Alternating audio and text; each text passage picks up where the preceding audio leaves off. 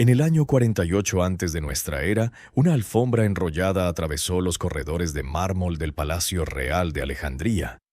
Pesaba más de lo esperado. Los esclavos que la cargaban sudaban bajo el sol egipcio que entraba por las columnas. Los guardias apenas la miraron. Era una entrega más entre cientos que llegaban cada día a la residencia de Julio César, el general romano que acababa de convertir el palacio en su cuartel temporal. La alfombra fue depositada en el suelo de la sala principal con un ruido sordo. César levantó la vista de los mapas militares que estudiaba. Tenía 52 años, había conquistado la Galia, había cruzado el Rubicón, había perseguido a Pompeyo hasta Egipto. Creía haber visto todo. No esperaba lo que estaba a punto de emerger de esa tela enrollada. Cuando la alfombra se desplegó, surgió una mujer. No llevaba corona, no traía ejército, no vestía las galas de una reina. Llevaba una túnica simple, el cabello suelto y húmedo por el calor, la respiración agitada por haber permanecido enrollada durante el traslado. Se incorporó lentamente, sacudió la tela de su ropa y miró directamente a los ojos de César. No bajó la mirada, no se arrodilló. Habló en griego perfecto, con acento que mezclaba la elegancia macedonia de su linaje con las cadencias egipcias de su educación.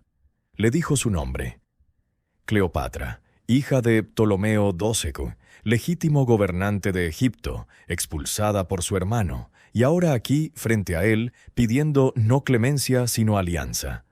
¿Imaginas estar en esa sala? El aire caliente que entraba del jardín mezclado con el olor a papiro y aceite de las lámparas. Los guardias romanos con las manos en las espadas, inseguros de si debían detener a esa mujer o escucharla. César, inmóvil, evaluando. Y Cleopatra, de 21 años, sabiendo que los próximos segundos definirían el resto de su vida. No fue magia lo que sucedió entonces, no fue hechizo ni brujería, fue algo más peligroso. Fue inteligencia encontrando inteligencia, ambición reconociendo ambición, y dos personas entendiendo instantáneamente que podían usarse mutuamente para obtener lo que necesitaban. Antes de continuar, deja un comentario diciendo desde dónde me escuchas y a qué hora. Ahora, ven conmigo al pasado. La historia que vas a escuchar no es la versión que Roma contó durante 2000 años. No es la historia de la seductora que hechizó a hombres poderosos con magia sexual. Es la historia de una mujer que nació en una dinastía que se mantenía en el poder mediante el incesto, que aprendió desde niña que su cuerpo era herramienta política y que decidió usar esa herramienta con más precisión que cualquier monarca de su tiempo. Cleopatra Sèvres. Filopator no fue víctima de su sexualidad, fue arquitecta de ella. Y cada decisión que tomó con su cuerpo fue tan calculada como cada decisión que tomó con su ejército, su tesoro y su corona. Pero para entender sus hazañas sexuales, primero debes entender el mundo en el que nació. Un mundo donde los hermanos se casaron con hermanas para mantener la sangre real pura. Donde los faraones ptolemaicos llevaban 300 años repitiendo los mismos nombres: Ptolomeo, Cleopatra, Berenice, en una cadena dinástica que se enroscaba sobre sí misma como serpiente devorando su propia cola. Donde el matrimonio no era unión de amor sino contrato de estado, y el útero de una princesa valía más que 1000 soldados. Cleopatra nació en el año 69 antes de nuestra era. Su padre, Ptolomeo Sedie Auletes, era un hombre débil que mantenía el trono sobornando a generales romanos con oro egipcio. Su madre, probablemente Cleopatra V Trifena, desapareció de los registros históricos cuando Cleopatra era niña. Algunos dicen que murió, otros que fue ejecutada. Los papiros no lo aclaran. Lo que sí sabemos es que Cleopatra creció rodeada de hermanos y hermanas que eran potenciales aliados o enemigos mortales, dependiendo de las circunstancias. Su hermana mayor, Berenice IV, tomó el trono por la fuerza cuando su padre huyó a Roma. Gobernó 4 años. Cuando Ptolomeo XII regresó con legiones romanas, la mandó ejecutar. Cleopatra tenía 11 años cuando vio a su hermana morir. La lección fue clara. La sangre real no te protege. El afecto familiar no existe. Solo existe el poder. Y el poder se toma o se pierde. No hay término medio. Creció estudiando. No porque fuera opción, sino porque era necesidad. Los Ptolomeos gobernaban Egipto, pero no eran egipcios. Eran macedonios, descendientes de Ptolomeo I, el general Alejandro Magno que se había quedado con Egipto cuando el imperio se dividió. Durante 300 años, ningún Ptolomeo había aprendido egipcio. Gobernaban en griego, pensaban en griego, se casaban en griego. Cleopatra fue la primera de su dinastía en aprender la lengua de sus súbditos. Y no solo egipcio, aprendió también arameo, hebreo, etíope, persa, parto, árabe. Los cronistas dicen que dominaba 7 u 8 idiomas. Plutarco afirma que su verdadero atractivo no estaba en su rostro, sino en su conversación. Que podía cambiar de lengua sin esfuerzo, adaptándose a cada embajador, cada comerciante, cada sacerdote. Que su voz era instrumento que afinaba según la audiencia. Pero aprender idiomas no era suficiente. También estudió matemáticas, astronomía, filosofía. Leyó a Homero, a Platón, a Aristóteles. Asistió a debates en la Biblioteca de Alejandría, la más grande del mundo, donde 500.000 rollos de papiro contenían el conocimiento acumulado de siglos. Cleopatra no fue educada como princesa ornamental. Fue educada como príncipe heredero. Porque su padre, que había visto morir a hijos e hijas en luchas dinásticas, entendía que solo los fuertes sobreviven, y quería que al menos uno de sus hijos fuera lo suficientemente fuerte. Cuando Ptolomeo XII se murió en el año 51 antes de nuestra era, Cleopatra tenía 18 años. El testamento real, depositado en Roma bajo protección de Pompeyo el Grande, establecía que Cleopatra y su hermano menor Ptolomeo XIII debían gobernar juntos como esposos. Tenía 10 años. Era niño manipulable controlado por 3 tutores ambiciosos, el eunuco Potino, el general Aquilas y el retórico Teodoto. Ellos no querían reina inteligente que tomara decisiones. Querían un niño títere que firmara lo que le pusieran delante. El matrimonio se celebró con pompa tradicional. Cleopatra vestida con las túnicas plisadas de lino egipcio, el tocado de buitre de las reinas, el uraeus dorado de la cobra sagrada en la frente. Ptolomeo XIII, pequeño y asustado, recitando votos que no comprendía. Fue una ceremonia política, no una unión real. Los matrimonios entre hermanos ptolemaicos eran así. Rutina administrativa. Nadie esperaba amor. Apenas esperaban contacto físico. El niño era demasiado joven y Cleopatra demasiado inteligente como para consumar algo que solo existía en papiro. Pero los tutores del niño no toleraban que Cleopatra gobernara. Comenzaron a socavar su autoridad.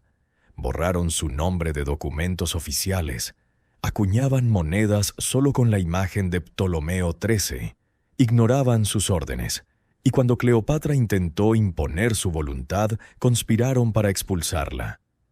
En el año 49 antes de nuestra era, apenas 2 años después de ser coronada, Cleopatra fue forzada a huir de Alejandría. No fue exilio oficial. Fue huida nocturna con puñado de sirvientes leales, cabalgando hacia el este, hacia Siria, donde tenía contactos comerciales y podía reunir recursos. Tenía 20 años y acababa de perder su reino. Pero no había perdido su determinación. Mientras su hermano jugaba en el palacio, ella reclutaba mercenarios. Mientras los tutores celebraban, ella planeaba. Y mientras Roma se desgarraba en guerra civil, ella esperaba. Porque Roma era el verdadero poder. Egipto, por rico que fuera, dependía de Roma. Su grano alimentaba a la plebe romana. Su oro financia las guerras romanas. Su destino estaba atado a los caprichos de generales romanos que podían invadir cuando quisieran. Cleopatra sabía que recuperar su trono no dependía de derrotar a su hermano en batalla. Dependía de conseguir que Roma la apoyara. Y en el año 48 antes de nuestra era, el hombre más poderoso de Roma llegó a Egipto persiguiendo a su enemigo. Julio César y Pompeyo el Grande habían sido aliados. Junto con Craso había formado el primer triunvirato que gobernaba Roma. Pero Craso murió en batalla, la alianza se rompió y César cruzó el Rubicón con sus legiones, iniciando una guerra civil. Pompeyo huyó hacia el este. César lo persiguió. La caza terminó en Egipto, donde Pompeyo buscó refugio apelando a viejos pactos con el padre de Cleopatra. Los tutores de Ptolomeo XIII vieron oportunidad. Si mataban a Pompeyo, ganarían el favor de César. Entonces mandaron asesinar al refugiado. Cuando Pompeyo desembarcó en la costa egipcia, fue apuñalado en la espalda frente a su esposa. Su cabeza fue cortada y presentada como regalo. César llegó días después. Los tutores le mostraron la cabeza de Pompeyo esperando gratitud. César lloró. No porque amará a Pompeyo, eran enemigos, sino porque la muerte deshonrosa de un general romano en tierra extranjera era insulto a Roma. Además, César había planeado perdonar a Pompeyo, reintegrar a la República, demostrar clemencia. Ese plan acababa de ser destruido por burócratas egipcios que no entendían política romana. César instaló su cuartel en el Palacio de Alejandría. Convocó a Ptolomeo XIII y a Cleopatra para resolver la disputa dinástica. El niño llegó rodeado de tutores y guardias, confiado. Cleopatra no fue invitada oficialmente. Su hermano controlaba la ciudad, pero encontró forma de llegar. Y la forma fue esa alfombra. No sabemos quién tuvo la idea. Algunos dicen que fue Apolodoro, el siciliano que la acompañaba y que cargó la alfombra. Otros dicen que fue la propia Cleopatra. Lo que importa es el simbolismo. Llegó como mercancía, como objeto, como regalo. Y cuando se desplegó se reveló como persona. Fue una declaración. Fue teatro. Fue el primer acto de seducción política que definiría el resto de su vida. Esa noche cenaron juntos. No hay registro exacto de lo que hablaron, pero podemos imaginarlo. César, veterano de 52 años, curtido en batallas, experto en intrigas romanas, cínico sobre los ideales republicanos que alguna vez defendió. Cleopatra, joven de 21 años, exiliada, sin ejército, con solo su inteligencia y su audacia. Hablaban en griego, la lengua de la cultura. Ella no se presentó como suplicante, se presentó como socia. Le ofreció algo que César necesitaba desesperadamente: dinero. Las arcas romanas estaban vacías tras años de guerra civil. Egipto era el reino más rico del Mediterráneo. Si César la restaura en el trono, ella financia sus campañas. Pero el dinero no era suficiente para explicar lo que sucedió después. Porque César había conocido muchas mujeres. Había estado casado 3 veces. Había tenido amantes en cada provincia conquistada. Las mujeres no lo impresionan fácilmente. Sin embargo, algo en Cleopatra lo cautivó. Quizá fue que ella no actuaba como mujer de su época. No bajaba la mirada, no susurraba, no se encogía. Hablaba de estrategia militar, de política fiscal, de alianzas comerciales como si fuera un general romano. César nunca había conocido una mujer así. Las mujeres romanas, incluso las cultas, permanecían en segundo plano.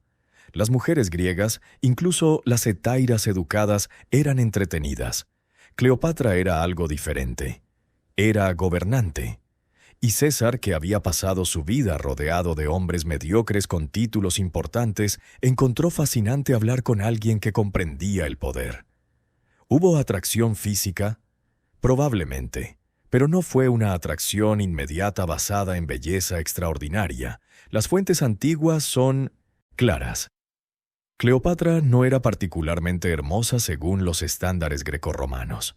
Plutarco dice que su belleza no era incomparable, pero que su presencia era irresistible. Las monedas acuñadas con su rostro la muestran con nariz prominente, mentón fuerte, rasgos severos. No era Venus, era comandante. Y su atractivo estaba en cómo usaba todo, voz, gestos, palabras, silencios, para crear magnetismo. Compartieron cama esa noche o poco después. Los cronistas lo presentan como seducción instantánea. La realidad fue probablemente más compleja.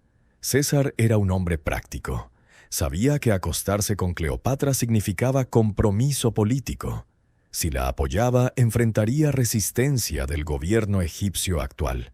Si no la apoyaba, perdía acceso al tesoro real. El sexo era parte de la negociación. No el total, pero parte. Para Cleopatra, acostarse con César era decisión estratégica obvia.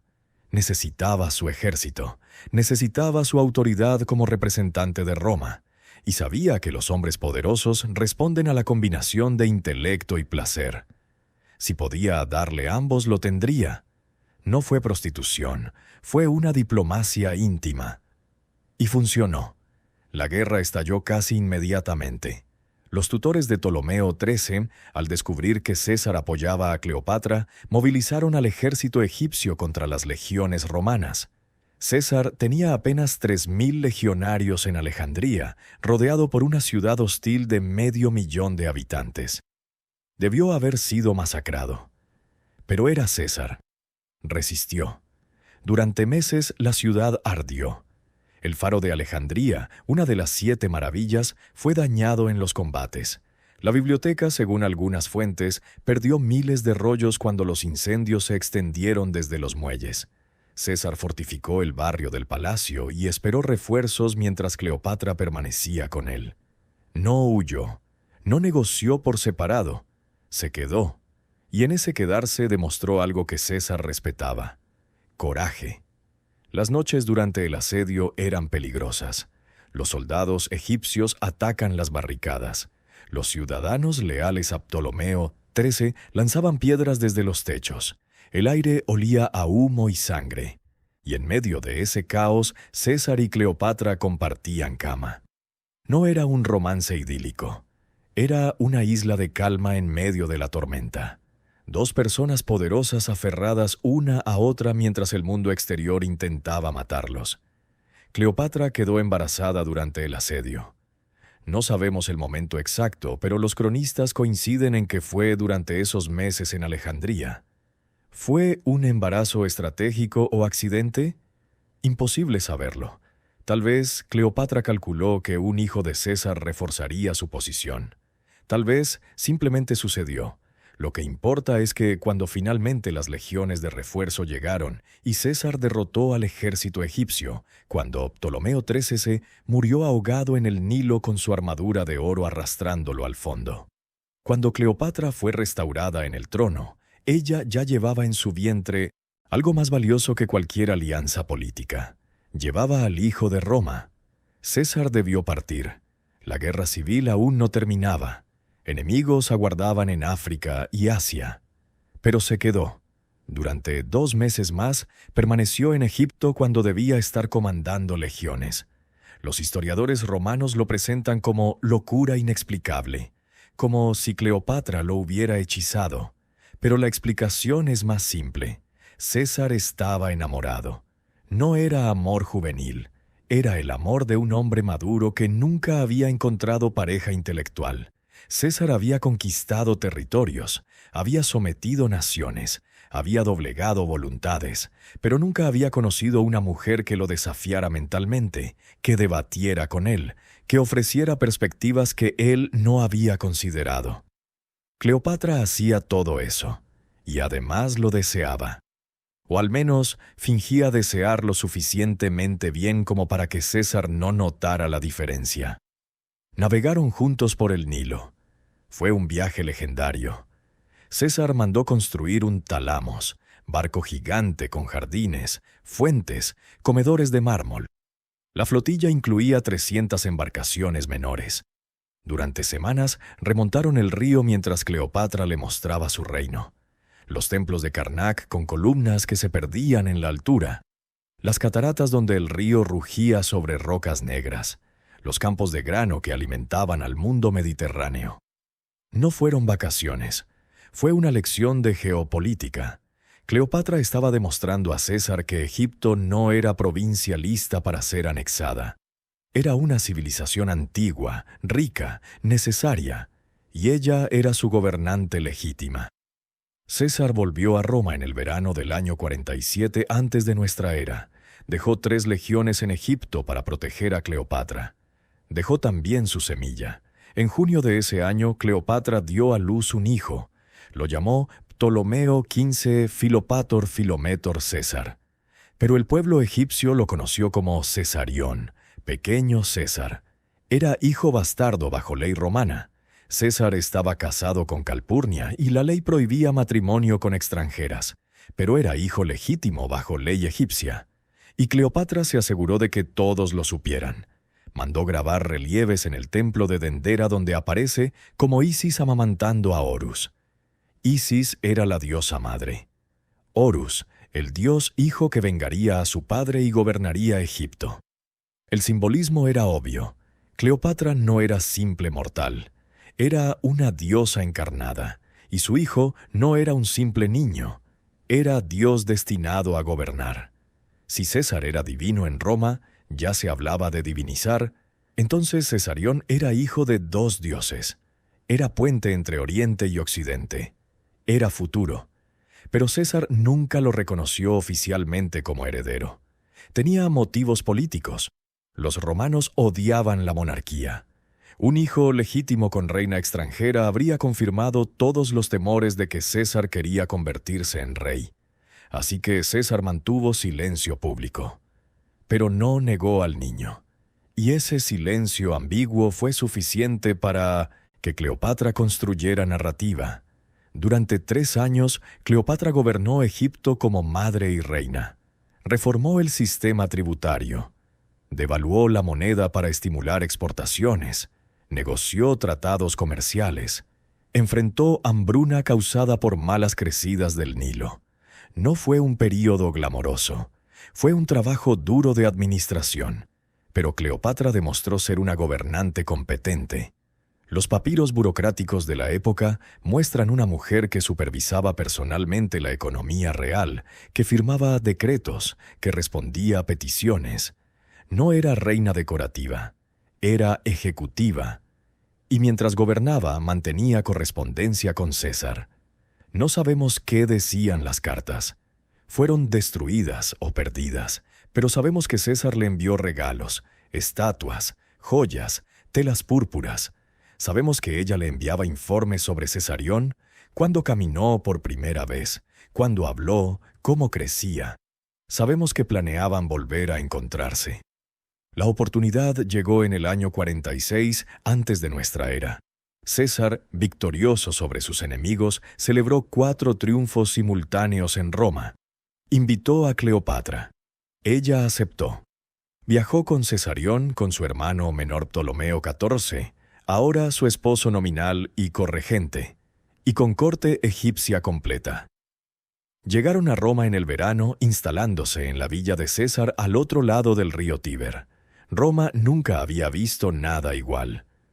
Cleopatra llegó con elefantes, con guardias nubios, con sacerdotes egipcios, con cofres de oro y especias. Su presencia era exótica y amenazante. Los romanos la miraban con mezcla de fascinación y desprecio. Era una mujer poderosa en el mundo que desconfiaba del poder femenino. Era oriental en una ciudad que se consideraba superior a Oriente. Era reina en una república que había expulsado a sus reyes siglos atrás.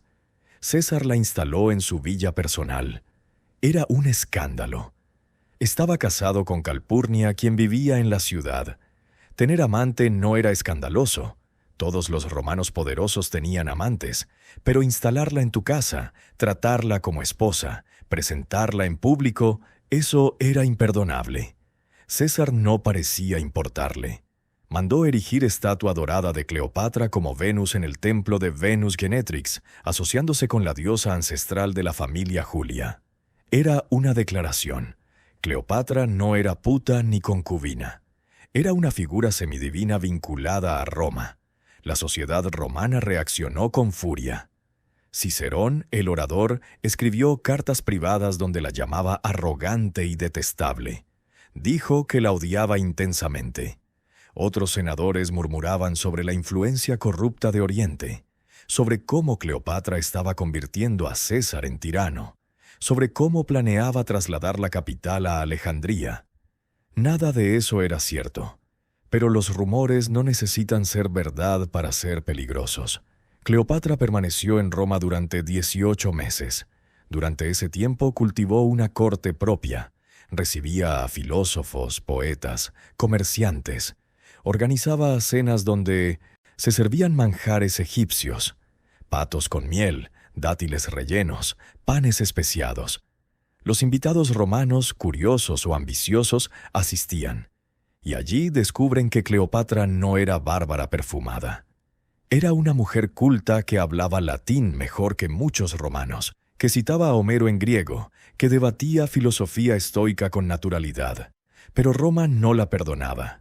Y cuando César fue asesinado en los idus de marzo del año 44 antes de nuestra era, Cleopatra supo inmediatamente que su posición era insostenible. No esperó a ver qué sucedería. No intentó negociar con los conspiradores. Huyó. Volvió a Alejandría con Cesarión y con su hermano esposo Ptolomeo XIV. Semanas después de su llegada, Ptolomeo XIV murió repentinamente. Tenía 15 años. Las fuentes no especifican la causa. Algunos sugieren enfermedad, otros envenenamiento. Cleopatra nunca fue acusada formalmente, pero tampoco expresó duelo. Y cuando nombró a Cesarión, de 3 años, como su corregente, el mensaje fue claro. Los maridos títere ya no eran necesarios. Ahora gobernaba con su hijo, y su hijo llevaba el nombre de César. Roma estaba sumida en el caos. Los asesinos de César, Bruto, Casio y otros, controlaban el oriente. Los herederos políticos de César, Marco Antonio y Octaviano, controlaban el occidente. Ambos bandos reclaman legitimidad. Ambos necesitaban dinero y tropas. Ambos miraban hacia Egipto. Cleopatra debía elegir bando. Eligió esperar. Durante meses mantuvo neutralidad estratégica. Enviaba mensajes diplomáticos a ambos lados, prometía apoyo sin comprometerse, jugaba el tiempo, pero el tiempo se agotó en el año 41 antes de nuestra era. Marco Antonio, victorioso sobre Bruto y Casio en Filipos, se instaló en Tarso, ciudad en la costa de Asia Menor, y convocó a Cleopatra. La acusaba de haber ayudado a Casio durante la guerra civil. Era acusación falsa. Cleopatra había enviado ayuda que nunca llegó porque tormentas hundieron sus barcos. Pero Antonio necesitaba pretexto para exigir su presencia. Quería verla. Quería juzgar por sí mismo si esta reina egipcia era tan fascinante como decían. Cleopatra sabía que esta entrevista era crucial. Antonio controlaba el oriente romano. Si la consideraba enemiga, podría invadir Egipto. Si la consideraba débil, podía negar sin guerra. Tenía que impresionarlo. Pero no como había impresionado a César. César era hombre de intelecto. Antonio era un hombre de sentidos. Entonces Cleopatra decidió apelar a los sentidos. No respondió inmediatamente a la convocatoria. Hizo esperar a Antonio. Cada día que pasaba aumentaba su curiosidad y su irritación. Finalmente, cuando Antonio ya planeaba enviar tropas, apareció. Pero no llegó como acusada. Llegó como diosa. Su barcaza era un espectáculo diseñado para dejar sin aliento. Las velas eran púrpura de Tiro, el tinte más caro del mundo, extraído de miles de caracoles marinos, tan valioso que solo los emperadores podían permitírselo. Los remos eran plata pulida que brillaba bajo el sol, y remaban al ritmo de flautas y liras que tocaban música que flotaba sobre el agua. La popa estaba cubierta con pan de oro, y el dosel bajo el cual Cleopatra reclinaba era tela egipcia tan fina que parecía transparente. Ella se había vestido como Afrodita, diosa del amor. Llevaba túnica blanca que dejaba un hombro descubierto, el cabello suelto adornado con flores, brazaletes de oro en muñecas y tobillos. A su alrededor, sirvientas jóvenes vestidas como ninfas la abanicaban con plumas de avestruz. Muchachos disfrazados de cupidos sostenían antorchas de incienso que llenaban el aire de fragancia. La barcaza entró en el puerto de Tarso como si fuera una procesión religiosa. Los ciudadanos abandonaron sus trabajos para verla.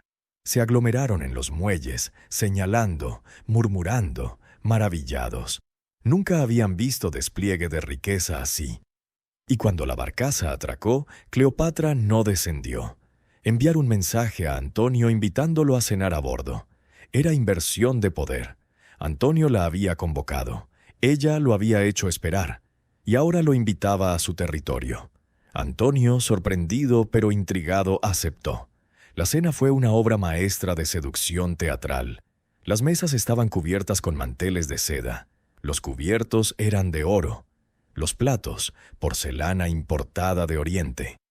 Pero lo extraordinario no era la vajilla, era la comida. Cada platillo era más exótico que el anterior. Lenguas de flamenco, cerebros de faisán, ostras del Mar Negro, frutas de África que Antonio nunca había visto. El vino fluía constantemente, no diluido como era costumbre romana, sino puro y fuerte. Y Cleopatra, reclinada en diván frente a Antonio, conversaba, no sobre política, no sobre acusaciones.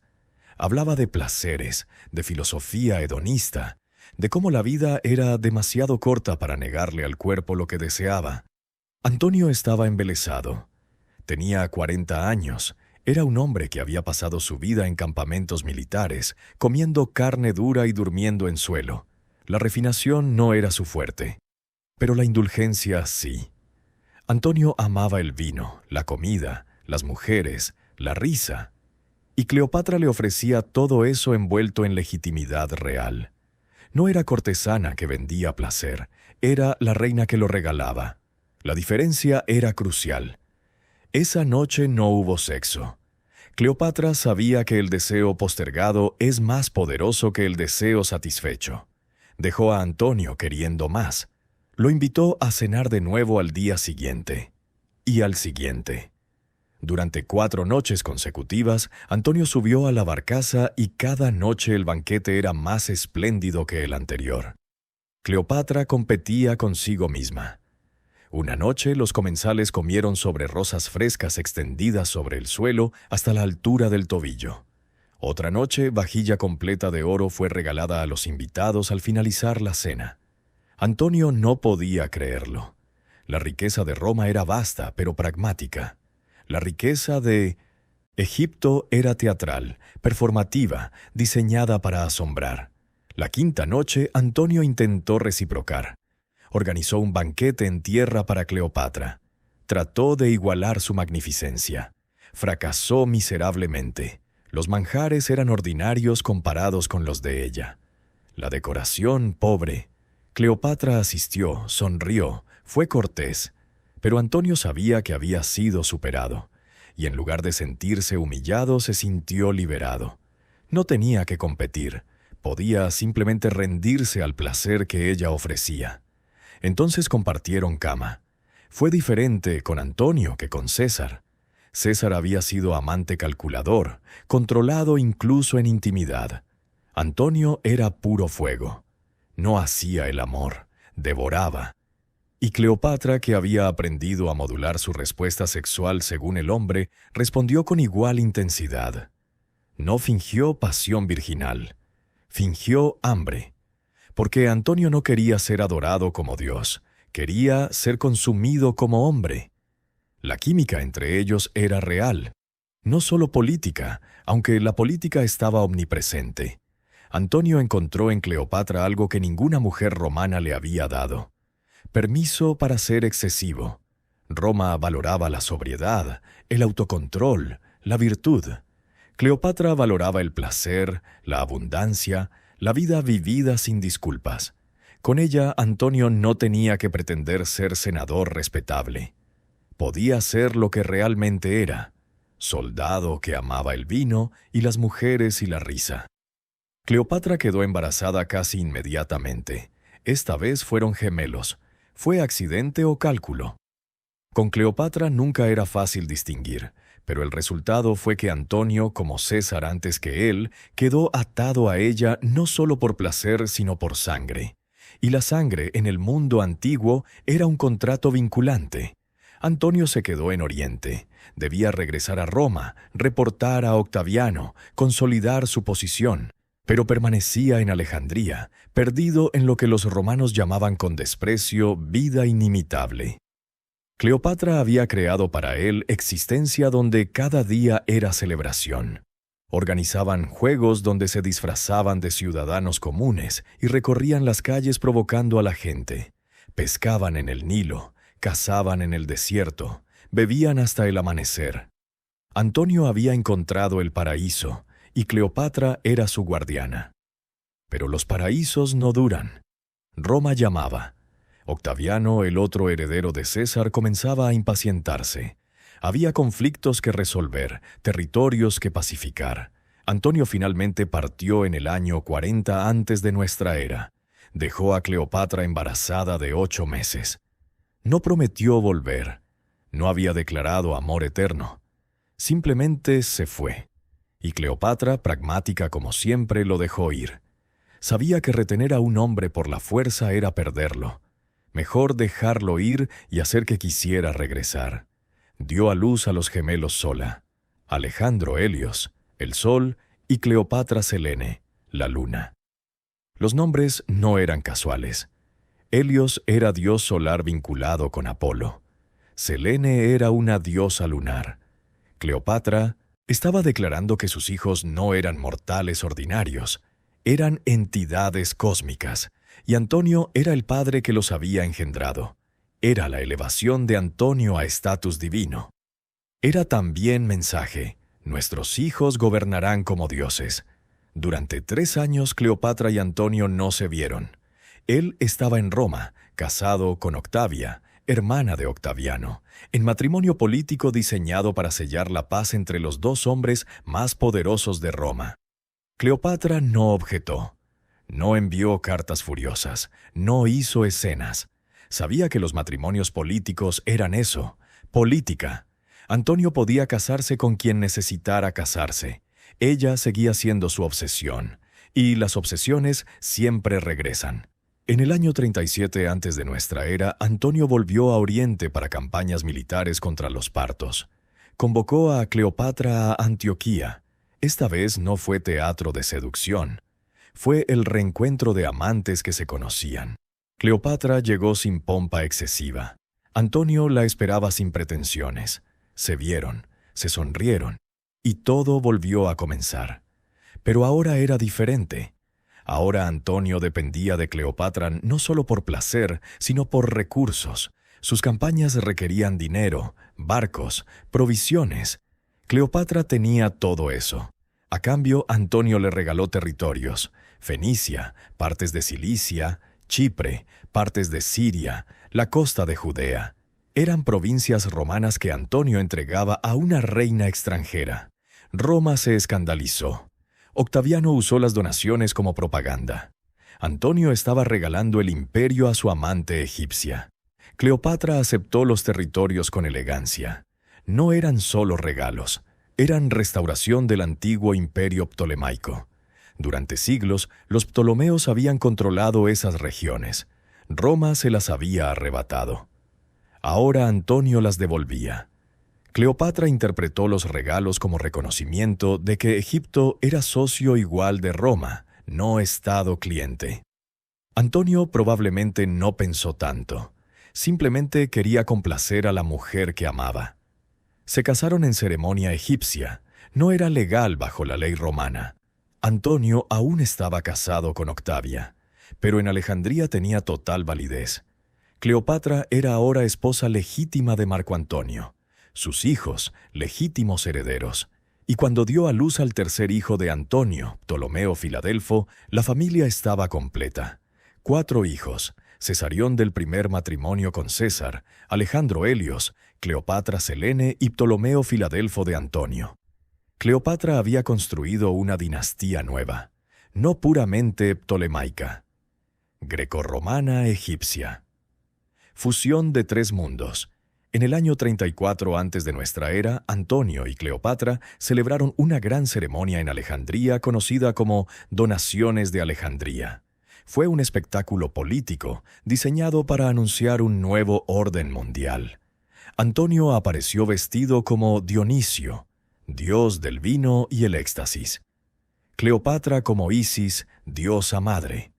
Sus hijos fueron proclamados reyes. Cesarión, rey de reyes y señor de señores, corregente de Egipto. Alejandro Helios, rey de Armenia, Media y Partía, territorios que Antonio aún no había conquistado. Cleopatra Selene, reina de Cirenaica y Libia. Ptolomeo Filadelfo, rey de Fenicia, Siria y Cilicia. Fue una declaración audaz. Antonio estaba reorganizando Oriente sin consultar a Roma. Estaba creando monarquías helenísticas con sus hijos como reyes. Estaba, en esencia, dividiendo el imperio y quedándose con la mitad. Octaviano interpretó correctamente el mensaje. Antonio ya no se consideraba romano. Se consideraba algo nuevo, algo más grande. Roma reaccionó con horror. Octaviano leyó ante el Senado lo que proclamó era el testamento de Antonio, obtenido de las vestales que lo guardaban. El documento, real o falsificado, establecía que Antonio quería ser enterrado en Alejandría junto a Cleopatra, no en Roma, que reconocía a Cesarión como hijo legítimo de Julio César, que dejaba territorios romanos a sus hijos con Cleopatra. Para los senadores era traición. Antonio había sido seducido, corrompido, transformado en títere de la reina oriental. Octaviano declaró la guerra. No a Antonio, porque eso sería admitir guerra civil. A Cleopatra. Ella era enemiga extranjera. Antonio, simplemente un romano confundido que debía ser salvado. La propaganda de Octaviano pintaba a Cleopatra como bruja que había hechizado a Antonio con magia sexual, como amenaza existencial a Roma, como símbolo de todo lo que Roma despreciaba: Oriente, lujo, monarquía, poder femenino. La propaganda funcionó. Italia entera juró lealtad a Octaviano. Las legiones de Occidente lo apoyaban. Incluso algunos generales de Antonio, escandalizados por su asociación con Cleopatra, desertaron. Antonio y Cleopatra quedaron aislados. Tenían dinero, barcos, tropas egipcias, pero estaban peleando no solo contra el ejército romano, estaban peleando contra la idea de Roma. Y las ideas son más difíciles de derrotar que legiones. La batalla de Actium en septiembre del año 31 antes de nuestra era fue una confrontación naval frente a la costa de Grecia. Las naves de Antonio y Cleopatra eran enormes quinquerremes, lentas pero poderosas. Las de Octaviano, ágiles liburnas comandadas por Agripa, mejor almirante de su generación. La batalla duró horas. Las naves chocaban, los soldados abordaban, la sangre teñía el agua. Entonces Cleopatra hizo lo inesperado. Ordenó a su escuadra de 60 naves romper la formación y huir hacia el sur. Llevaba el tesoro real, llevaba los planes de contingencia. ¿Por qué lo hizo? Los historiadores debaten. Algunos dicen que era plan acordado. Si la batalla se perdía, salvar recursos para reagruparse. Otros dicen que fue cobardía, pánico, traición. Lo que sabemos es que Antonio, al ver las naves de Cleopatra alejarse, abandonó su nave insignia, transfirió a barco más rápido y la siguió. Sus propias tropas lo vieron partir. El comandante en jefe abandonó la batalla. La flota de Antonio, sin líder, eventualmente se rindió. El ejército terrestre, al enterarse, también se rindió días después. Actium no fue una derrota militar devastadora. Fue un colapso moral. Antonio había elegido a Cleopatra sobre Roma, y Roma no perdonaba esa elección. Regresaron a Alejandría derrotados. Sabían que Octaviano vendría. Era cuestión de tiempo. Pasaron meses en estado de negación casi festivo. Organizaron banquetes, bebieron, actuaron como si nada hubiera cambiado. Cleopatra fundó una sociedad llamada Los Compañeros en la Muerte, parodia oscura de su anterior vida inimitable. Los miembros juraban morir juntos cuando llegara el final. Era desesperación disfrazada de decadencia. Antonio intentó negociar. Ofreció retirarse de la vida pública, vivir como ciudadano privado en Atenas. Octaviano ignoró la propuesta. Cleopatra también intentó negociar. Ofreció abdicar en favor de sus hijos, entregar el tesoro real, cualquier cosa. Octaviano respondió con una condición única: que matara a Antonio o lo entregara vivo. Ella se negó, porque a esas alturas, más allá de la política, más allá del poder, había algo entre ellos que era real. No era amor romántico idealizado. Era el compañerismo de dos personas que habían compartido gloria y ahora compartían caída. Cuando las legiones de Octaviano llegaron a las afueras de Alejandría en agosto del año 30 antes de nuestra era, las defensas egipcias se desmoronaron, los soldados desertaron, los generales negociaban rendiciones. Antonio, desesperado, dirigió un contraataque suicida. Fracasó. Regresó al palacio sangrando y exhausto. Le informaron que Cleopatra había muerto. Era mentira, malentendido o estrategia de ella para protegerse, nadie sabe. Antonio creyó la noticia, y sin Cleopatra, sin razón para seguir luchando, se clavó su espada en el abdomen. Pero el golpe no fue mortal. La hoja perforó el estómago, no el corazón. Antonio agonizaba, desangrándose, cuando le dijeron que Cleopatra vivió encerrada en su mausoleo fortificado. Pidió que lo llevaran. Lo cargaron moribundo a través de las calles de Alejandría hasta las puertas del mausoleo. Cleopatra no abrió las puertas. Demasiado peligroso, tropas romanas podían entrar. Desde una ventana superior, con ayuda de sus dos sirvientas, Iras y Charmión, bajó cuerdas y lo izó. ¿Imaginas la escena? Antonio, soldado que había comandado legiones, siendo izado como fardo por tres mujeres desesperadas. La sangre goteando sobre las piedras. Los gemidos de dolor. Cleopatra tirando de la cuerda con manos que nunca habían hecho trabajo físico, destrozándose las palmas, llorando. Finalmente lo subieron. Lo arrastraron al interior. Cleopatra lo sostuvo mientras moría. Antonio habló poco. Pidió vino. Bebió. Le dijo a Cleopatra que no llorara por él, que había vivido gloriosamente y moría honorablemente derrotado por romano, no por egipcio. Fue consuelo extraño. Incluso muriendo, el orgullo romano persistía. Luego murió en sus brazos. Cleopatra cubrió el cuerpo con su túnica. Se quedó junto a él durante horas. No llores histéricamente. El shock era demasiado profundo para lágrimas, pero ella aún vivía. Y mientras viviera, era una amenaza para Octaviano. No una amenaza militar. Su ejército se había rendido, sino una amenaza simbólica. Mientras Cleopatra existiera, representaba una alternativa a Roma. Representaba Oriente, poder femenino, desafío al orden romano. Octaviano necesitaba capturarla viva para exhibirla en su triunfo. Encadenada, caminó detrás de su carro por las calles de Roma mientras la multitud la insultaba. Era destino tradicional para enemigos derrotados, y Cleopatra prefería morir. Negoció con Octaviano mediante mensajeros. Pidió audiencia. Él aceptó, curioso. Se encontraron en el palacio. Cleopatra tenía 39 años. Había sido reina durante 22 años. Había gobernado el reino más rico del Mediterráneo. Había sido amante de los dos hombres más poderosos de su época, y ahora estaba frente a un muchacho de 33 años que la había derrotado. Intentó seducirlo, no con sexo. Octaviano era notoriamente frío, inmune a encantos físicos, sino con lástima. Se presentó despeinada, llorosa, suplicante. Habló de sus hijos, del futuro de Egipto, de los tesoros que podía entregarle. Octaviano escuchó educadamente, tomó nota mental de dónde estaban escondidas las riquezas, prometió consideración y se fue. Cleopatra entendió que era mentira. Octaviano la quería viva solo para humillarla, y eso nunca sucedería. En la mañana del 12 de agosto del año 30 antes de nuestra era, Cleopatra se encerró en su mausoleo. Había pasado días preparándose. Pidió que le enviaran figuras frescas en la cesta. Los guardias romanos, indiferentes, permitieron la entrega. Cleopatra se bañó.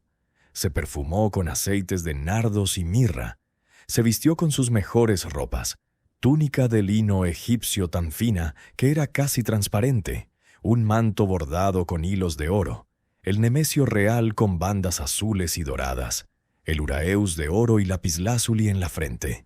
Se recostó en el diván dorado. Iras y Charmión la acompañaban. ¿Cómo murió exactamente?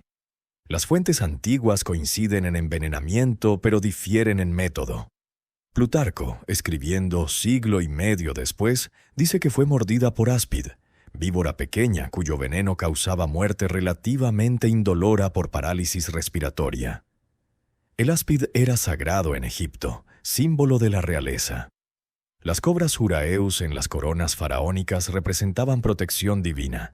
Morir por mordedura de áspid era morir ritualmente, transformarse en diosa. Pero hay problemas con esa versión. Los áspides son difíciles de controlar. Mueren erráticamente. Su veneno no siempre es letal.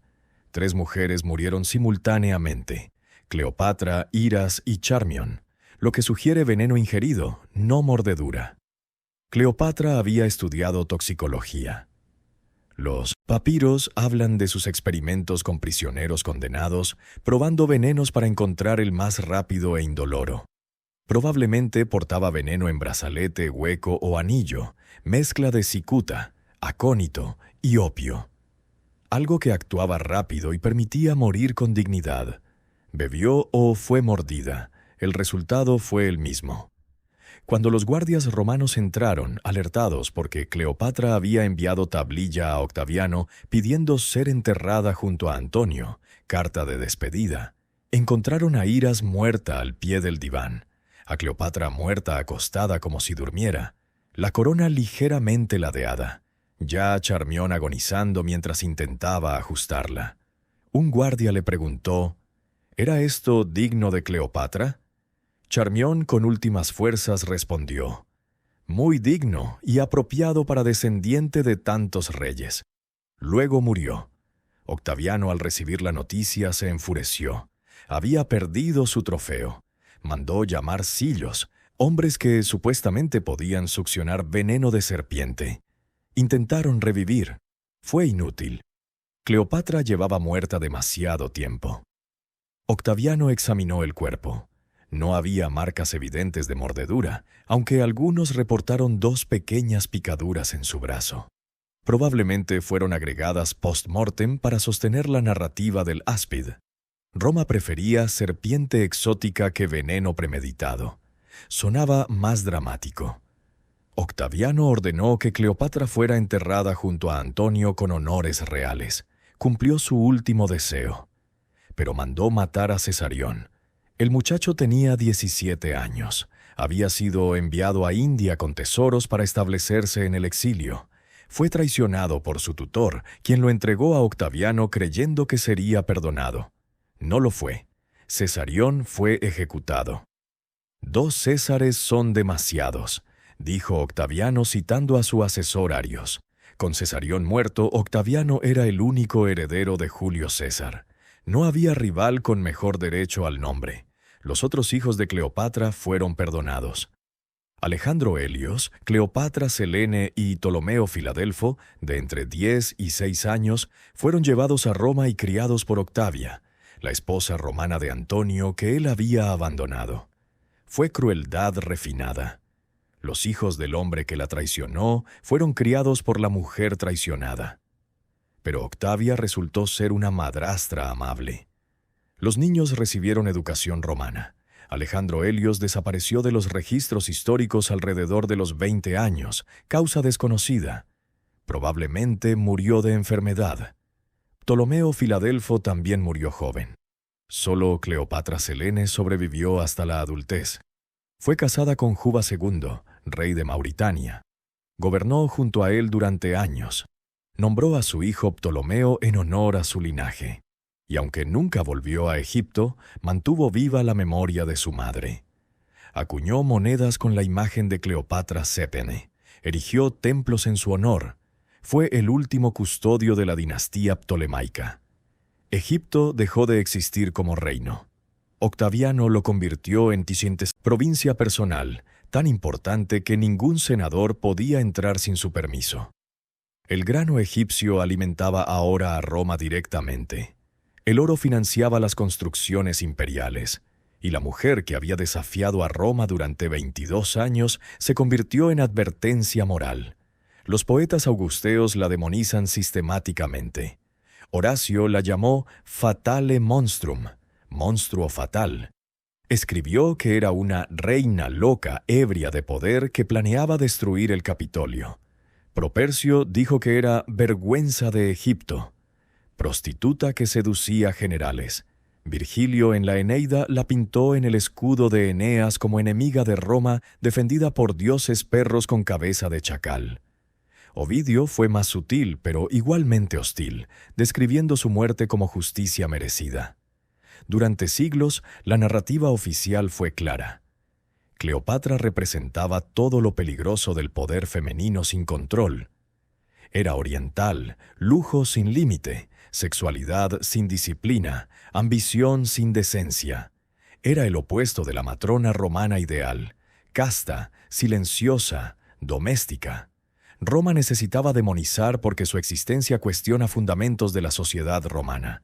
Si una mujer podía gobernar efectivamente, negociar como igual con generales, comandar ejércitos, controlar tesoros, entonces ¿qué justificaba la exclusión de mujeres romanas del poder? Pero la demonización tuvo efecto contrario. Al hacerla monstruo fascinante, Roma la inmortalizó. Cada poema que la insultaba era recordatorio de que había existido. Cada advertencia moral sobre los peligros de mujeres ambiciosas era evidencia de que había sido lo suficientemente poderosa para asustar a un imperio. Los romanos querían enterrarla. Terminan construyéndose monumento, y el monumento creció con cada generación. En el siglo I, los historiadores comenzaron a cuestionar la propaganda. Plutarco, escribiendo durante el imperio de Trajano, accedió a fuentes egipcias pérdidas. Su retrato de Cleopatra es más matizado. Mujer inteligente, políglota, capaz, que usó todos los recursos disponibles para defender su reino. No era santa, era superviviente. En la Edad Media, Cleopatra fue reinterpretada a través del lente cristiano. Se convirtió en símbolo de lujuria, uno de los 7 pecados capitales. Dante la colocó en el segundo círculo del infierno junto a otros lujuriosos. Chaucer la incluyó en su Leyenda de mujeres buenas, pero con ambivalencia. Buena porque fue leal a Antonio, mala porque ese amor era adúltero y pagano. El Renacimiento la redescubrió como musa trágica. Shakespeare escribió Antonio y Cleopatra, presentándola como fuerza de naturaleza, pasional, caprichosa, pero magnética. Su Cleopatra dice, «No soy nada si no es por el amor». Es una línea hermosa, pero falsa. La Cleopatra histórica era muchas cosas antes de ser amante. Reina, administradora, diplomática, madre, estratega. El amor era herramienta, no identidad. El siglo XIX, obsesionado con el orientalismo, la transformó en fantasía erótica. Los pintores la representaron reclinada en divanes, desnuda o semidesnuda, rodeada de esclavas, ofreciéndose a hombres blancos occidentales. Théophile Gautier, poeta francés, escribió, «Cleopatra es el eterno femenino en su forma más peligrosa». Era proyección colonial. Oriente como mujer seductora que debía ser poseída y controlada por Occidente masculino civilizado. Hollywood continuó la tradición. Cleopatra de 1963, con Elizabeth Taylor, consolidó la imagen de reina glamorosa obsesionada con los romances. Era un entretenimiento espectacular pero históricamente superficial. Reducía a gobernante compleja a belleza que causa problemas a hombres. Ignoraba sus 22 años de administración efectiva, sus reformas económicas, su dominio de idiomas, su papel como última defensora de la independencia egipcia. Solo en décadas recientes, con acceso a papiros egipcios no filtrados por propaganda romana, emerge un retrato más completo. Cleopatra fue administradora competente que supervisaba personalmente la economía. Los papiros burocráticos la muestran firmando decretos sobre impuestos, exportaciones, construcciones. Fue políglota que usaba el idioma como herramienta diplomática. Fue madre que peleó ferozmente por el futuro de sus hijos. Fue estratega que entendió que en un mundo dominado por Roma, la supervivencia requería alianzas con romanos poderosos. Y sí, fue amante, pero su sexualidad no era una debilidad, era diplomacia. En época donde matrimonios dinásticos intercambiaban mujeres como mercancía, donde alianzas sellaban con úteros, Cleopatra invirtió la ecuación. Ella eligió sus parejas. No fue entregada. César y Antonio no fueron amos que la tomaron. Fueron aliados que ella cultivó, socios que ella sedujo, hombres que ella necesitaba tanto como ellos la necesitaban a ella. Lo subversivo de Cleopatra no fue que usara sexo para obtener poder. Todas las mujeres en mundo antiguo usaban sexo de alguna forma. No tenían otras opciones. Lo subversivo fue que lo hizo abiertamente, sin vergüenza, sin pedir perdón. No actuó como víctima sacrificial, actuó como agente libre, y eso aterrorizaba a Roma, porque Roma estaba construida sobre control de territorios, control de emociones, control de cuerpos, especialmente cuerpos femeninos. Mujeres romanas respetables eran castas, obedientes, invisibles. Su sexualidad existía solo para producir herederos legítimos dentro de matrimonios aprobados. Mujeres que disfrutaban sexo, o peor, que lo usaban para propósitos propios, eran peligrosas. Advertían el orden social. Cleopatra era visible, era vocal, era sexual, y no pedía perdón. Más perturbador aún, parecía disfrutarlo. Los relatos romanos están llenos de indignación no porque sedujera a sus hombres, sino porque parecía hacerlo con placer genuino. No gemía en sacrificio patriótico. Se reía, bebía, festejaba. Su sexualidad no era duty sino elección, y eso era imperdonable. Roma respondió de la única forma que sabía: la destruyó.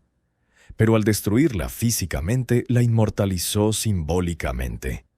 2000 años después, seguimos hablando de ella. No porque fuera más hermosa que otras reinas, no porque fuera más virtuosa o más vil, sino porque fue audaz. En un mundo que exigía que las mujeres fueran pequeñas, ella se atrevió a ser colosal. En un mundo que exigía que las mujeres fueran silenciosas, ella habló en 7 idiomas. En un mundo que exigía que las mujeres fueran castas, ella amó abiertamente. ¿Fue perfecta? No. Mandó matar hermanos, abandonó las batallas, usó personas, fue cruel cuando convino, pero los faraones masculinos hacían lo mismo y son recordados como grandes. La diferencia es que Cleopatra era mujer. Y mujeres poderosas siempre son juzgadas con estándares diferentes. Su legado es complejo. Para algunos es ejemplo de cómo belleza y seducción pueden ser armas efectivas. Para otros es advertencia sobre mujeres ambiciosas que destruyen hombres. Para otros más es símbolo de resistencia anticolonial, última gobernante nativa que defendió Egipto contra el imperialismo romano. Todas esas interpretaciones contienen verdad parcial. Cleopatra era todas esas cosas y ninguna completamente. Lo que sí sabemos es que sus hazañas sexuales no fueron accidentes ni debilidades. Fueron estrategia deliberada ejecutada con precisión quirúrgica. Cada embarazo era un mensaje político. Cada hijo, símbolo de alianza. Cada encuentro íntimo con César o Antonio, negociación donde sexo era moneda pero también placer, donde política era objetivo pero también conexión. Y al final, cuando todo estaba perdido, cuando el reino había caído y el amante había muerto, Cleopatra ejerció el control final.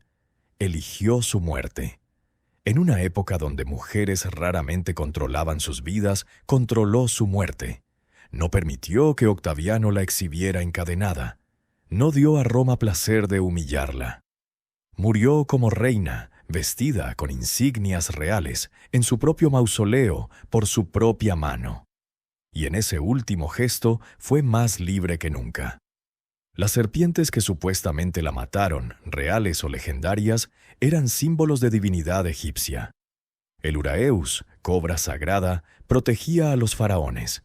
Si Cleopatra murió por veneno de serpiente, no fue accidente. Fue un ritual. Fue la declaración final. Murió no como prisionera de Roma, sino como diosa de Egipto. Y Roma, que quería borrar su memoria, terminó preservando eternamente. Porque lo irónico es que al demonizar tanto la inmortalizaron. Cada insulto era evidencia de su poder, cada advertencia moral, recordatorio de que había sido una amenaza real.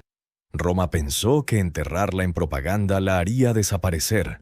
En cambio, la convirtieron en leyenda. Y leyendas no mueren, se transforman, crecen, perduran. Hoy, Cleopatra es un icono global.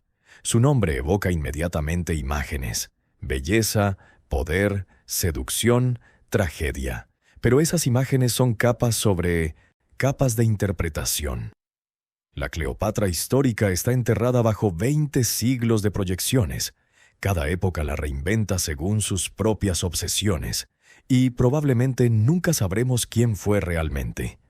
Pero sabemos esto: fue la última faraona de Egipto. Gobernó durante 22 años en tiempos imposibles, mantuvo la independencia de su reino más tiempo del que nadie esperaba.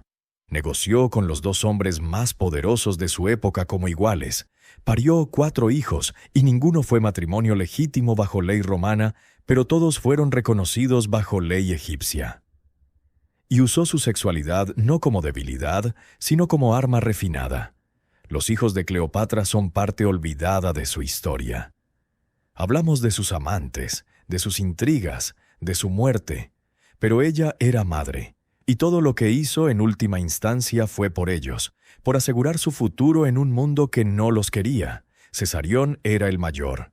Nacido en 47 antes de nuestra era, pasó sus primeros años rodeado de lujo y seguridad. Era hijo de 2 personas extraordinarias: Julio César, el hombre que había conquistado la Galia y reformado Roma, y Cleopatra, la reina más poderosa de Oriente. Su nombre oficial era Ptolomeo XV Filopator Filométor César, pero todos lo llamaban Cesarión. Pequeño César. La comparación era inevitable y peligrosa. Cleopatra lo preparó para gobernar desde niño. A los 3 años fue nombrado corregidor. A los 6 acompañaba a su madre en ceremonias oficiales. A los 9 fue proclamado rey de reyes en las donaciones de Alejandría. No era solo pompa. Cleopatra estaba entrenando para ser faraón. Le enseñó idiomas, política, administración. Quería que fuera digno del nombre que llevaba. Pero Cesarión también era un problema político. Su existencia cuestionaba la legitimidad de Octaviano. Si César hubiera tenido hijo legítimo, entonces Octaviano, hijo adoptivo, sería heredero secundario. Cleopatra sabía esto. Por eso exhibía a Cesarión constantemente. Por eso grabó su imagen en templos. Por eso lo llamaba hijo del dios. No era vanidad materna, era estrategia dinástica. Cuando Cleopatra murió, Cesarión tenía 17 años. Su madre había planeado para este escenario. Lo envió a India con tesoros inmensos y orden de establecerse allí, crear corte en exilio, esperar. Tal vez algún día podría regresar. Tal vez las circunstancias cambiarían. Pero Cesarión cometió un error. Confió en su tutor Redone, quien prometió ayudarlo, pero lo traicionó a cambio de promesas de Octaviano. Cesarión fue capturado y ejecutado. Tenía 17 años. Nunca gobernó realmente. Nunca tuvo oportunidad de demostrar si era digno de sus padres. Murió porque su nombre era una amenaza. Octaviano no podía permitir que el hijo de César sobreviviera. 2 Césares son demasiados, dijo. Y con esas palabras borró el último vínculo directo entre Cleopatra y Roma. Los gemelos, Alejandro Helios y Cleopatra Selene, tuvieron un destino diferente. Nacidos en 40 antes de nuestra era, crecieron durante años relativamente pacíficos. Cleopatra los crió con conciencia de su importancia cósmica. Alejandro, el Sol, estaba destinado a gobernar Oriente. Cleopatra Selene, la Luna, gobernaría Occidente. Eran complementos, balance, dualidad hecha carne. En las donaciones de Alejandría, cuando tenían 6 años, fueron vestidos como reyes persas y proclamados gobernantes de territorios vastos. Alejandro recibió Armenia, Media y Partía. Cleopatra Selene recibió Cirenaica y Libia. Eran coronaciones simbólicas. No controlaban esos territorios, pero el mensaje era claro. Estos niños eran futuro. La fusión de Roma y Egipto pasaba por ellos. Cuando Cleopatra murió, los gemelos tenían 10 años. Fueron capturados por Octaviano y llevados a Roma en su triunfo. ¿Imaginas 2 niños de 10 años, vestidos con cadenas de oro, caminando detrás del carro triunfal de Octaviano mientras la multitud romana los insultaba? Habían perdido todo: madre, padre, reino, identidad. Eran trofeos de guerra. Pero Octaviano, aunque cruel, no era estúpido. Matar a los gemelos habría sido excesivo, incluso para los estándares romanos. Eran niños. No representaban amenaza inmediata. Entonces los entregó a Octavia, su hermana, la esposa que Antonio había abandonado por Cleopatra. Fue crueldad refinada. Los hijos del hombre que traicionó a Octavia fueron criados por ella. Sorprendentemente, Octavia fue bondadosa. Los crió junto a sus propios hijos con amor genuino. Los gemelos recibieron educación romana completa.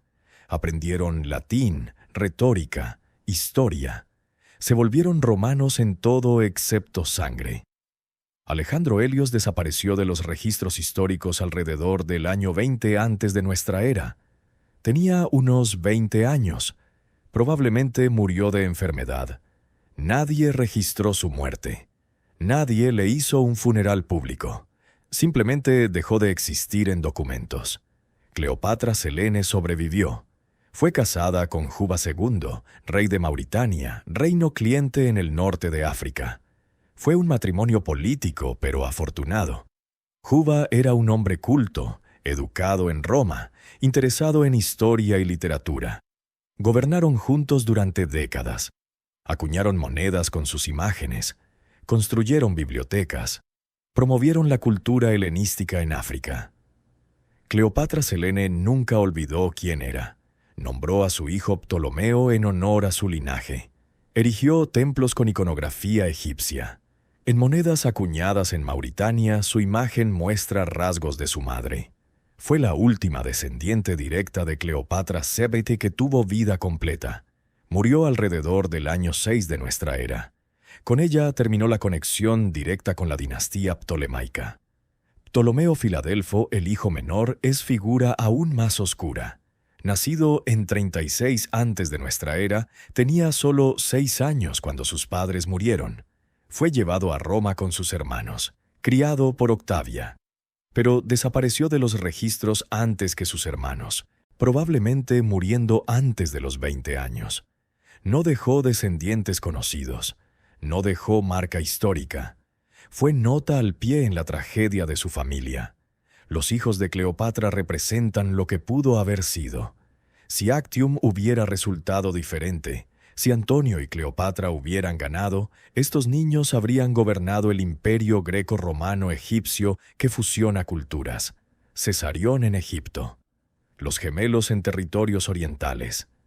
Era visión audaz, mundo multipolar donde Roma no dominaba absolutamente, donde Oriente tenía voz igual, donde dinastías helenísticas sobrevivían, pero Roma no toleraba la competencia.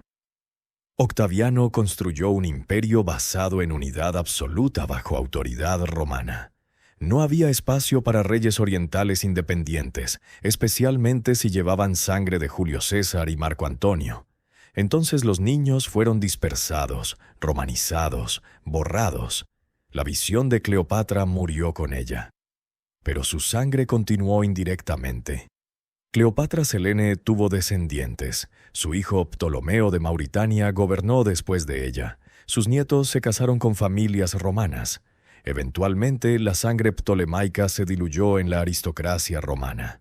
Es posible que algunos emperadores posteriores tuvieran gotas de sangre de Cleopatra en sus venas. Ironía perfecta. La mujer que Roma demoniza terminó siendo ancestro de Roma. Los templos que Cleopatra construyó o restauró cuentan otra historia. No historia de seducción o intriga, sino de piedad y política religiosa. Porque Cleopatra no era solo reina, era una diosa viviente. Y los dioses requieren templos. El templo de Dendera, dedicado a Hathor, diosa del amor, fue uno de sus mayores proyectos. Las paredes muestran relieves donde Cleopatra aparece con Cesarión realizando ofrendas a los dioses. Está vestida como faraona tradicional con el tocado de buitre, el cetro guas, el ankh de la vida. No hay nada grecorromano en estas imágenes, es egipcia pura. Cleopatra entendía que para gobernar Egipto necesitaba el apoyo de los sacerdotes, y los sacerdotes requerían que honrara a los antiguos dioses. Entonces construía, restauraba, donaba, no porque fuera especialmente devota, probablemente era escéptica filosófica como muchos macedonios educados, sino porque era políticamente necesario. Los templos eran centros de poder. Controlaban tierras, trabajadores, tesoros. Los sacerdotes tenían influencia sobre el pueblo. Mantener a los sacerdotes contentos era mantener al país estable. Pero había más pragmatismo. Cleopatra usaba iconografía religiosa para legitimarse. En el templo de Dendera aparece como Isis, en otros templos como Hathor, no como devota de las diosas, sino como encarnación de ellas. La teología egipcia permitía esto. Los faraones eran dioses en tierra, canales de lo divino. Cleopatra adoptó completamente esta idea. Cuando se presentaba como Isis ante Antonio, no era solo disfraz, era una declaración teológica. Isis era diosa madre, protectora, maga que había resucitado a Osiris. Si Cleopatra era Isis, entonces Antonio era Osiris resucitado, y juntos generarían el mundo. Si Cleopatra era Isis, sus hijos eran Horus, dioses destinados a gobernar. Era una narrativa poderosa que mezclaba religión y política de forma inseparable. Los romanos no entendían esto. Para ellos, dioses eran conceptos abstractos a quienes honraban con sacrificios, pero que no se encarnaban en personas vivas. La idea de que la reina pudiera ser literalmente diosa les parecía blasfema y ridícula. Pero para los egipcios era perfectamente normal. Llevaban 3000 años gobernados por faraones divinos. Cleopatra solo continuaba la tradición. Los templos también servían de función económica. Eran bancos, almacenes, centros de distribución. Cleopatra los usaba para estabilizar la economía. Durante las hambrunas, los templos distribuían grano. Durante la crisis, prestaban dinero. A cambio, Cleopatra los enriquece con donaciones. Era simbiosis. Templos apoyaban a la reina. Reina apoyaba a los templos. Muchos de estos templos sobreviven. Puedes visitarlos hoy, ver las imágenes de Cleopatra grabadas en piedra, tocar las paredes que ella tocó y sentir la distancia de 2000 años. Esos templos son su legado más tangible, más que las historias de seducción, más que las batallas, más que los romances. Son edificios que aún existen, recordatorios de que fue gobernante real que construyó cosas reales. Tesoros. La riqueza de Cleopatra era legendaria. Egipto era el país más rico del Mediterráneo. Su suelo producía 3 cosechas de grano al año gracias a las crecidas del Nilo. Sus minas extraían oro de Nubia. Sus puertos controlaban comercio con India y Arabia. Y Cleopatra controlaba todo eso. Las fuentes hablan de tesoros increíbles. El palacio de Alejandría estaba lleno de oro, plata, joyas, marfil, especias, sedas. Los banquetes de Cleopatra usaban vajilla de oro que regalaba a los invitados al terminar. Las donaciones de Alejandría requirieron despliegue de riquezas que asombraron incluso a San Antonio, acostumbrado a lujos romanos. Pero la riqueza tenía precio. Mantener ese nivel de opulencia requería impuestos, y los impuestos provocan resentimiento. Los papiros egipcios de la época muestran quejas de campesinos sobre cargas fiscales. Cleopatra había devaluado la moneda para estimular exportaciones, pero eso aumentaba la inflación interna. No todo eran banquetes y perlas disueltas en vinagre. Había tensión económica real. Cuando Octaviano amenazó con invadir, Cleopatra intentó comprar paz.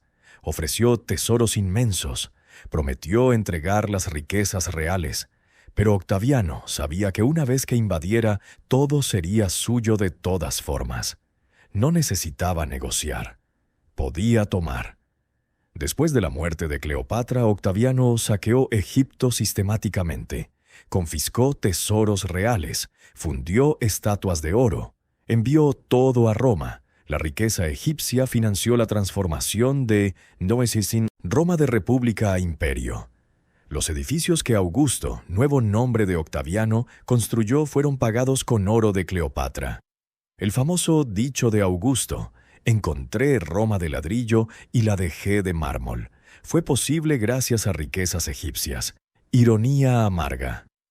Cleopatra pasó su vida defendiendo la independencia de Egipto.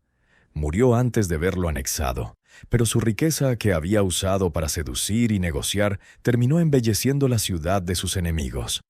Roma brillaba con el oro de Egipto, y cada templo, cada acueducto, cada foro que Augusto construyó era recordatorio de victoria sobre la última faraona. Algunos tesoros nunca fueron encontrados. Las leyendas hablan de cámaras secretas en el mausoleo de Cleopatra, selladas con ella, llenas de riquezas que nadie ha descubierto. Arqueólogos han buscado su tumba durante siglos. Algunos creen que está bajo el mar, en la parte de Alejandría que se hundió por terremotos. Otros creen que está en el desierto, en ubicación desconocida. Nadie sabe. Si la tumba existe intacta, sería el descubrimiento arqueológico más importante desde Tutankamón, porque no solo contendría tesoros, contendría papiros, documentos, tal vez cartas personales entre Cleopatra y sus amantes, información que podría reescribir lo que sabemos. Pero 2000 años de saqueos, terremotos y construcciones probablemente destruyeron todo. La tumba, si alguna vez existió intacta, probablemente es polvo. Y quizá es apropiado.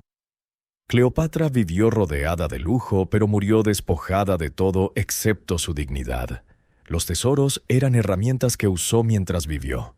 En la muerte no los necesitaba. Lo único que llevó consigo fue su nombre.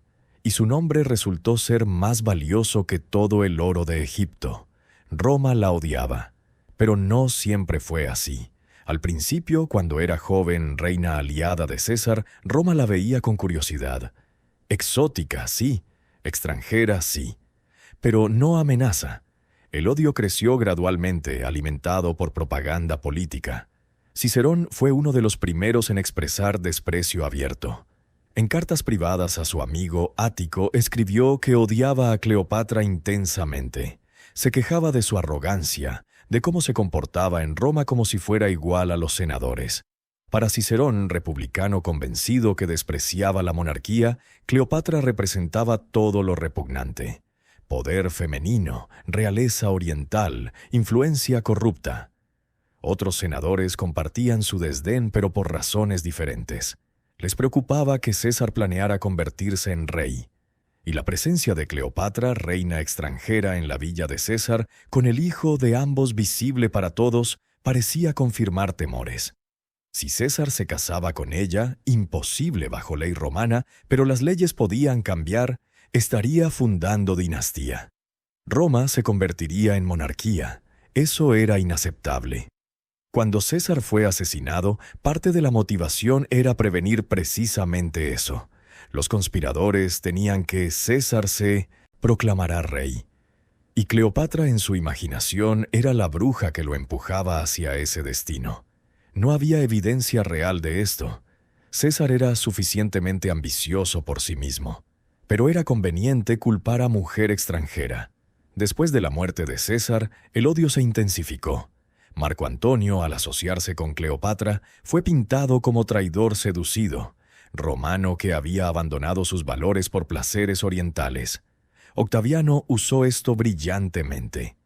Su propaganda transformó la guerra civil, Octavio contra Antonio, en guerra de civilizaciones, Roma virtuosa contra Oriente corrupto, y Cleopatra era el rostro de esa corrupción. Los poetas augusteos continuaron el ataque después de su muerte. Horacio escribió que Cleopatra planeaba destruir el Capitolio y someter Roma al imperio egipcio. Era absurdo. Cleopatra nunca tuvo recursos militares para invadir Italia. Pero la propaganda no necesita ser creíble, solo necesita ser repetida. Propercio la llamó prostituta que vendía favores. Virgilio la pintó como enemiga de destino romano. Estos poetas escribían durante el gobierno de Augusto comisionados por él. Sus palabras no eran opiniones personales, eran política de Estado. El régimen de Augusto necesitaba justificar la anexión de Egipto, y la forma de justificarlo era demonizar a su último gobernante. Pero no todos los romanos la odiaban. Algunos, especialmente los que la conocieron personalmente, la respetaban. Plutarco, escribiendo más de un siglo después, tuvo acceso a las memorias del médico de Cleopatra. Su retrato es mesurado. Mujer inteligente, culta, capaz de gran encanto pero también de crueldad política. No monstruo ni santa. Persona compleja, y fuera de Roma, en Egipto, no era odiada. Para sus súbditos era una faraona legítima que defendía el país contra invasores. Los papiros egipcios contemporáneos la mencionan con respeto. Los sacerdotes la honraban. El pueblo común probablemente tenía opiniones mixtas. Los impuestos eran altos, pero no la veían como villana. La paradoja de Cleopatra es que sus mayores enemigos fueron los que más contribuyeron a su fama. Si Octaviano la hubiera ignorado, habría sido reina menor olvidada. Pero al demonizar tanto, la convirtió en figura central de su narrativa triunfal. Y las narrativas triunfales se recuerdan. Octaviano quería que todos supieran que había derrotado a una terrible enemiga. Para hacer eso, tenía que hacer a la enemiga parecer terrible. Y al hacerlo, la inmortalizó. 2000 años después de su muerte, Cleopatra sigue fascinando. Su historia ha sido contada en obras de teatro, óperas, novelas, películas, series. Ha sido interpretada por actrices legendarias, Theda Bara en 1917, Claudette Colbert en 1934, Vivien Leigh en 1945, Elizabeth Taylor en 1963. Cada versión refleja su época. La Cleopatra de la era silente era una vampiresa exótica. La de los años 30 era femme fatale sofisticada. La de los 60 era una diva glamorosa. Ninguna era históricamente precisa. Todas eran proyecciones, pero la fascinación es comprensible. Cleopatra tiene todo lo que hace una buena historia: poder, sexo, traición, guerra, amor, muerte. Es un drama shakespeariano basado en eventos reales. Y el hecho de que fue mujer en mundo de hombres añade capa adicional. Nos preguntamos, ¿cómo lo hizo? ¿Cómo gobernó efectivamente cuando todas las estructuras estaban diseñadas para excluir a mujeres? La respuesta es que fue extraordinariamente inteligente y completamente despiadada. Usó todas las herramientas disponibles: educación, idiomas, riqueza, teatralidad, sexualidad. No se limitó al rol tradicional. Expandió lo que era posible para una mujer en su posición, y pagó el precio final por esa audacia. Su legado es complicado. Para feministas es símbolo de poder femenino, mujer que rechazó limitaciones. Para conservadores es advertencia sobre mujeres que abandonan roles tradicionales. Para los nacionalistas egipcios es una heroína que defendió al país contra el imperialismo. Para clasicistas es una figura histórica fascinante que merece estudio serio. Todas esas interpretaciones coexisten. Lo que es indiscutible es que cambió la historia. Si Cleopatra no hubiera seducido a César, la guerra civil egipcia habría resultado diferente. Si no hubiera aliado con Antonio, el equilibrio de poder romano habría sido diferente. Egipto habría sido anexado de todas formas eventualmente. Roma era demasiado poderosa, pero la cronología habría cambiado. Y la cronología importa. Además, representó alternativa. Durante años existió la posibilidad real de que Oriente y Occidente se fusionan en un imperio dual, que Alejandría rivalizara con Roma como capital, que la cultura helenística sobreviviera junto a la cultura romana. Cleopatra y Antonio intentaron crear ese mundo. Fracasaron. Pero el intento mismo fue significativo, y a nivel personal, su vida plantea preguntas sobre la agencia femenina. ¿Hasta qué punto Cleopatra controló su destino? Vivía en un sistema que limitaba severamente las opciones de las mujeres, pero dentro de esas limitaciones operó con libertad excepcional. Eligió sus amantes, gobernó su reino, tomó decisiones militares, negoció tratados, no fue títere de hombres poderosos, fue jugadora por derecho propio. Y cuando llegó el final, cuando todo estaba perdido, ejerció control último. Eligió morir en sus términos. En una época donde pocas mujeres controlaban algo, ella controló su salida. Octaviano quería exhibirla. Ella se negó. Roma quería humillarla. Ella se negó. Y esa negación final, ese acto de desafío, es lo que la hace eternamente fascinante. Porque en el fondo la historia de Cleopatra es sobre libertad. Libertad para elegir, incluso cuando las opciones son terribles. Libertad para ser audaz, incluso cuando la prudencia sería más segura. Libertad para amar, incluso cuando el amor es estratégicamente complicado. Libertad para morir, cuando vivir sería insoportable. Y esa libertad, ese rechazo a ser controlada, es lo que Roma no pudo tolerar. No perdonaban su sexualidad, ni su poder, ni su origen oriental. Pero lo que realmente no perdonaban era su libertad, porque mujer libre, mujer que no puede ser controlada, es una amenaza fundamental al orden patriarcal. Y ese orden requería que Cleopatra fuera destruida, pero destrucción física no es destrucción total. El cuerpo puede morir, el nombre persiste, y el nombre de Cleopatra ha persistido durante 2 milenios, susurrado, gritado, venerado, maldecido, pero siempre recordado. Roma ganó la batalla, Cleopatra ganó la inmortalidad, y a largo plazo de la historia la inmortalidad es victoria mayor. Si esta historia te acompañó esta noche, deja tu like, suscríbete y cuéntame qué detalle te sorprendió más en los comentarios.